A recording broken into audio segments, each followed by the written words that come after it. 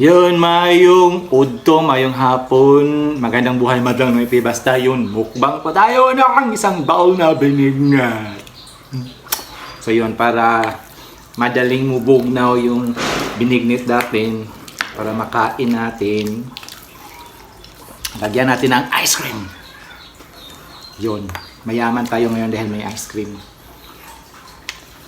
Walang ka-sponsor to madlang no ipi, ha. Mumurahing ice cream lang to, mga 26 yun, madlang na ito. At hindi sponsor to ng ice cream company. Creamy na creamy na binignit ko nito madlang na ito dahil gilata yung kamote, kasi tinunaw namin mismo sa mainit na tubig, kasama na yung mga sangkap ng aming binignit. Yung sangkap na aming binignit, syempre may sago, may ube, may saging. Yun lang po. Kasi ano na ngayon, hindi na kasi mahal araw. Oh, this is the third cup ng ice cream. All in all is tatlong ice cream. Oh.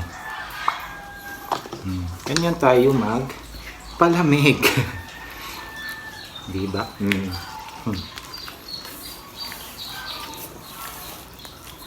Ito po yung binignit na halo-halo. Meron kayo noon. Binignit na halo-halo pa.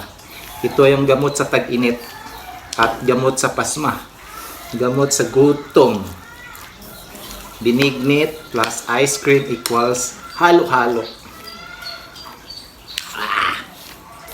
Parang pag mahirap kasi, anong tawag dito? Mga hampas lupa, dead hungry, patay gutom. Pag mayaman, anong tawag doon? Magana lang siyang kumain. Eh tayo, mahala kayo dyan. Okay na kayo. Hindi na siya mainit. Lasang ice cream na siya.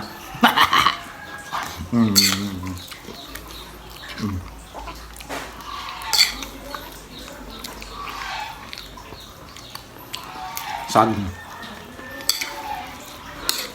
Mukhang mas madami yung ice cream na lagay natin. Dapat dalawa lang pala.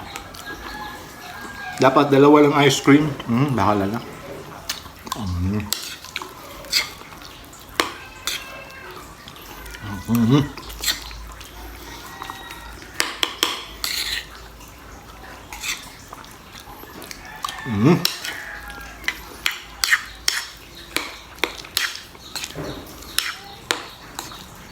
Binignit plus ice cream equals halo-halo.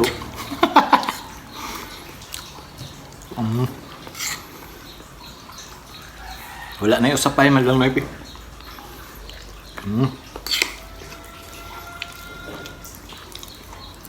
Dahil lugaw lang po ito siya, pwede na hindi natin nguyain. Anong tawag yun?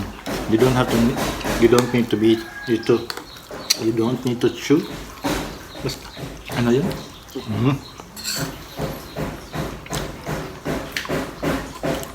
Espresso kaysa ba?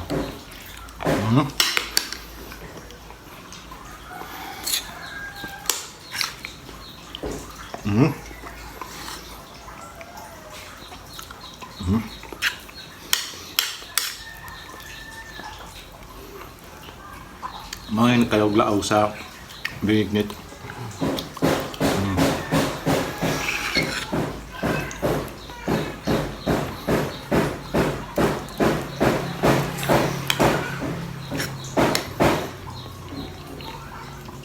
With matching sabak sa neighborhood.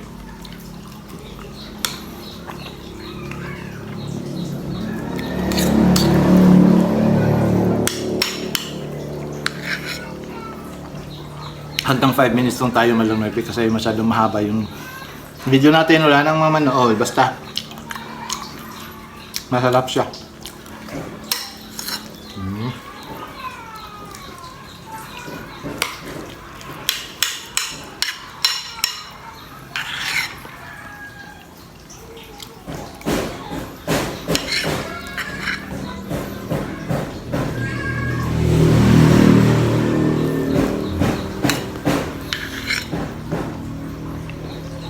So hanggang dito muna Madam Neb kasi masyadong mahaba ang video na. Gayahan nyo to, masarap talaga!